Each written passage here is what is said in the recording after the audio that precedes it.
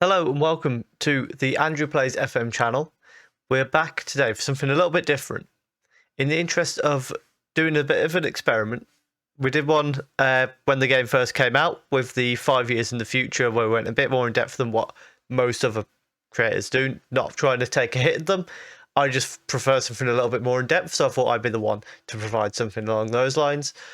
What we're going to do today, as a Manchester United fan, I'm quite intrigued. So what we're going to do is we're going to simulate the 21-22 season and the following season with RALF RANGNICK in charge. Now, of course, he's only in charge at the moment until the end of the season. Technically, yes, he come in partway through the season. I don't know enough about the editor and stuff like that to simulate that. So I've given him a 1-year contract, and then I don't know whether he'll get offered a new contract and stay on, or whether he'll get replaced. We'll have to see. It depends how he does, to be fair. So what we're going to do is we're going to simulate, first of all, until deadline day, see if he's made any new signings for the team, and see if we can find out a bit about what tactic he's playing with Manchester United. Obviously, in real life, he's known for wanting the 4-4-2, the 4-2-2-2. It'll be interesting to see how he does that with the current United team. Will we see a bit more of a role from people like Donny van der Beek? You would hope so, because they could probably do with using people like him. Jadon Sancho, will he come to life in this test? Let's simulate through to the end of August, see what transfers he makes, and see where we go from there. Early update after the first transfer window. Martial is gone. Not surprised by that. We know that Rangnick likes high pressing games, gegenpress. Martial's not going to do that, so he's recognised that and sent him straight out, and also he's just sent a few people out on loan. Incoming though is Oscar Melendo. I'll be honest, no idea who this guy is. He's coming for 4.4 million from Espanyol, central midfielder, so he seems like he's somebody who's going to be a rotation option, maybe a bit of the more defensive midfielder that at the moment United don't really have. Although tackling not great, marking not great, so maybe not. Maybe he's more of a player for sitting a bit deeper than like your Bruno Fernandes, but still not a defensive midfielder, so to speak. They've started the season quite well. They drew with Leeds, but then beat Crystal Palace and beat Leicester, so a couple of good results there. Let's have a look, see if we can find out about the tactics they're going with. So they seem to be going with the 4-4-2, as we kind of expected. De Gea in goal. The back four in the most recent game against Leicester was Wan-Bissaka, Varane, Maguire, Shaw, as you'd expect. Sancho on the left, Pogba, Bruno in the middle, which is quite surprising. I think those two together probably wouldn't work in real life. Ahmad on the right, so you kind of expect Sancho to be on the right and then maybe Rashford on the left, but he's opted with Ahmad, and then Ronaldo and Greenwood as the front two. It was similar against Crystal Palace, except Sancho was on the right and Elanga was on the left. So you can see he's kind of got a preferred 11 from the looks of it early on. Even stretching back to Leeds, again, it was the same lineup as the game against Leicester. Ahmad on the right, Sancho on the left in that one. Ronaldo started well. So, look, will he do well under Rangnick? I mean, it's Cristiano Ronaldo. Chances are he's going to do well. But the interesting thing in this series is going to be how well he can do. What we'll do now, we'll simulate through to the end of the year, see how United are doing at that stage, kind of closer to where he's actually coming in charge from. Obviously, a little bit off because it's kind of end of November. He's going to be announced in the next, probably today, from what I've seen. Of course, they've got the Champions League group, Besiktas, Atletico and Wolfsburg. A pretty tough group, to be fair. A lot tougher than what United got in real life. So it'll be interesting to see if he can negotiate that, particularly with some of the games coming around, some of the big games like Atletico followed by Chelsea, Besiktas followed by City, Besiktas sitting here in between Liverpool and Tottenham. So he needs to manage the squad well. We'll come back at the end of the year, see how he's getting on, see who the best performers are in the squad, see if he sticks with the 4-4-2 as well. That'll be an interesting thing to see. So back for the update at the start of January, and let's have a look at the schedule first of all. So they've been pretty good. They lost to Liverpool just after the most recent update, but then went on a run where they didn't lose other than an EFL Cup 4th round. They went unbeaten in the Premier League until December after the Liverpool loss. A slip up against Besiktas in the Champions League with Pogba getting sent off as well. But overall, they look to have been doing very well. Mason Greenwood getting 2 goals there. The loss to Everton in the Cup, in fairness, was a strong team, so bit of an upset there. I thought maybe they'd rotated for it. For the Besiktas game, again, pretty strong team. Ronaldo's not there, but other than that, you've got Rashford, you've got Greenwood. Everyone else is kind of what you expect. The loss to Villa comes as probably the biggest shock. But again, there are slight rotations in there. Then throughout the rest of December, they went on an unbeaten run, which has seen them end up top of the Premier League. Cristiano Ronaldo on there as the top goal scorer currently, although he does seem to have missed a few games. 18 games he's played, 20... Okay, so he's not really missed anything. Not had any injuries. It's probably just a bit of resting and rotation. 5 points clear at the top, although Tottenham, with 2 games in hand, would end up 1 point behind if they can win both their games. Champions League, they finished top of the group with 15 points. Atletico going out in the group stage, which is a bit of a shock. They've drawn Dortmund in the Champions League first knockout stage, so he's playing against one of the German teams, because he had his long time with Leipzig where he was battling Dortmund. He's going back to battle them again in the Champions League. Still seems to be going with the 4-4-2. Rashford and Cavani starting the most recent game. Ahmad seems to have come in and been one of the main players. So you can see most appearances coming through Bruno, Sancho, and then De Gea, where it looks like Henderson's just stepped in a couple of times. Van der Beek still not really getting any first-team football. He's actually transfer listed by request. Is that a sign of things to come in real life? Is Van der Beek going to be still sat on the bench? So Van der Beek actually only making appearances in the Cup. He's not made a Premier League appearance at all. So, yeah, is that just a sign of Rangnick's going to come in and not like Van der Beek either? Scott McTominay, again, starting over him. Well, I say starting. 2 starting appearances, 14 as a sub. He's kind of gone with the Pogba and Bruno in midfield, which I would be surprised if that worked in any real-life scenario, if I'm being honest. He's gone with Ahmad quite a bit on the right. Sancho has been a stalwart, so would you accept that, United fans, because obviously Sancho and Van der Beek are both kind of people want to see them playing. Would you accept Sancho becoming a bit of a star, one of the top performers, if it means Van der Beek basically doesn't exist at the club? In fact, you can even see Juan Mata making 10 appearances off the bench. Van der Beek's not even getting that.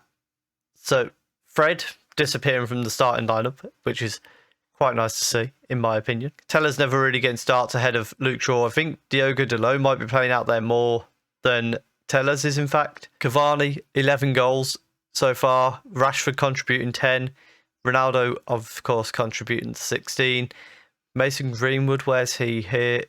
Contributing 7 goals so far. So not his most prolific season, but Rangnick sticking with him, maintaining that faith in him to come good. If we look at average rating, Rashford appearing to be the best performer at the club at the moment. And then Varane looks like he's been playing very well at centre-back. Maguire has been starting every game near enough. Not quite to the level that Varane has been, but still very good, very consistent. Lindelof has been doing well. Pereira out on loan has been doing well, but somebody out on loan, it's not really relevant. Lingard, transfer listed by request. He could be leaving on a free in the summer as well. Bailly not really getting any games, only 3 games for him. So at Manchester United so far, at the halfway stage of the season, Rangnick has played 28 games, won 20, only lost 4, drew 4, 61 goals versus 18 being conceded, 71% win percentage. So far, it would be safe to say Rangnick has been a success. Can he maintain that until the end of the season? And then at the end of the season, will he get a contract renewal? As of yet, he already has. So his contract has already been renewed. He's been given an extra 2 years until 2024. Maybe we'll advance through a couple of extra seasons at the end of this, just to see how he gets on. See if he, obviously, seems unlikely in real life from what we've heard. It's largely expected that he's going to manage until the end of the season, then go into the director of football type role for the 2 years after that, with rumours going around it's going to be Ten Hag after that. If he performs like he has done so far, would he get offered the job full time? I think in real life, probably not. On Football Manager, they think so. So let's see what he can do by the end of the season. So here we are at the end of the Premier League season. We should also have the Champions League final being played. So let's go find out how RALF RANGNICK did in charge of Manchester United in the Premier League. He won the Premier League. So 86 points, 11 points clear of Chelsea in second. You can see why Pep was sacked down there in sixth. But a fantastic season Ralph had in charge of Manchester United, finishing with Cristiano Ronaldo, the top goal scorer, on 38 goals. Sancho's form continued from the looks of it. De Gea with 17 clean sheets. So you can see there, 29 goals conceded. He's really sorted out the Manchester United defence, like completely resolved it. Was there any signings in the January? They did agree to sign Mikel Merino on the final day of the January transfer window after selling Scott McTominay. So it looks like some of the other guys who were unhappy didn't manage to leave, such as Donny van de Beek. Did his playing time improve as the season went on? No, Van der Beek didn't make another appearance for the club. So RALF RANGNICK, not a fan of Donny van de Beek. However, elsewhere, Sancho made the most appearances altogether. Ronaldo's up there, 31 goals in all competitions. Rashford with 12 goals. Bruno with 21 assists. So he's really, well, I'd say unlocked him. Bruno's been phenomenal anyway, but he's really just increased that output compared to the early signs of this season in real life. Eric Bailly still not getting any appearances really. Varane with 31 appearances. Let's have a look. Then you've got Lindelof on 17. So he started quite a lot of games, and Maguire starting 44. So that would imply to me that perhaps Varane had some injury issues. He did a fractured arm and also broken ribs late in the season. So that allowed Lindelof to make some more appearances. Pogba with 43 games. So that was clearly the main two in midfield. As you can see here, Dalot with 33 appearances. So he likes the attacking fullback over the defensive solidity of Aaron Wan-Bissaka. Or was that caused by injuries perhaps? No, he just prefers Dalot. Although he seemingly they're two of the ones that get the most rotation, and then Rashford plays quite a lot, as does Greenwood. Elsewhere, as we know, went out of the EFL Cup early on to Everton. FA Cup, they went out to Newcastle after a replay, and in the Champions League, they went out to Borussia Dortmund. So he returned to Germany, but kind of just got spanked in the away leg, to be honest, and then couldn't recover it in the second leg. It ended up being won by Dortmund, in fact. So, you know, it went out to the winners. It isn't the worst thing in the world. So that's how Rangnick's first season at Manchester United went, if he'd been here from the start of the season rather than joining partway through. Although Football Manager seems to think even joining partway through, he'll recover this season quite a bit. Based on that, you really, Football Manager trying to imply we're going to get into top four. Be interesting to see how that plays out. I would be very happy if it plays out like this. But what we'll do is a little bonus. We'll simulate to the end of his current contract, 2024, see if he's still in a job then. So we're back in 2024 here. So the end of RALF RANGNICK's contract that they gave him during his first season in charge. First thing to do, let's see if he's still in charge. No, he has been sacked by Manchester United. It says here 2021 to 20. That seems like a glitch because of me doing something wrong in the editor, I would guess. But let's have a look at what happened. So sometime after winning the title. So he won that title. He didn't win anything else. Let's go on to Manchester United and have a look. Mauricio Pochettino in charge now. So they sacked him in, only recently actually. March 2024. So they've only sacked him in the last 4 months of his contract. Nick Cox took over for 43 days before Mauricio Pochettino took over. Has he come straight from PSG? He hasn't. He's been he resigned as PSG to go and manage Dortmund. In theory, potentially, it could be Mauricio Pochettino, who follows Ralf Rangnick. Of course, that is one of the rumours that's going around. What happened after they won the title then? So the following year, they finished down in 4th, but he kept his job. Liverpool won the title that year. And then Arsenal have won the title. Manchester United well off the pace, down in 5th, 66 points. 75 was to get in the top 4. Arsenal fans, would you take a title win in 2 years? Probably, if we're being honest. So, according to Football Manager, Ralf Rangnick is going to carry on at Manchester United for a second and third season, but get sacked partway through his 3rd season. Let's have a look at what he did transfer-wise. So, he also brought in Sigankov at the end of his 1st season, and Brandon Williams was sold. Scott McTominay we already knew about. So then he bought also in Amadou Haidara, Yusuf Demir, and Joshua Kimmich. Any big sales going on here? He sent Fred out on loan. Pereira was gone.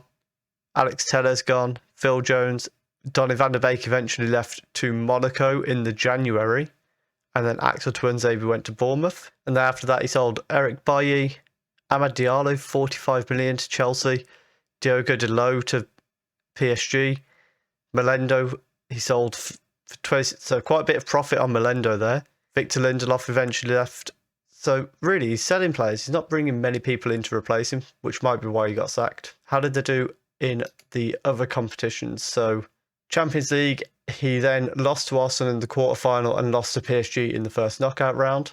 FA Cup, he lost in the quarterfinal to Leicester on penalties, and then in the 5th round to Aston Villa. EFL Cup, he followed up the loss to Everton with a loss to Bournemouth in the 3rd round and Aston Villa in the semi-final. So did Villa go on to win that year?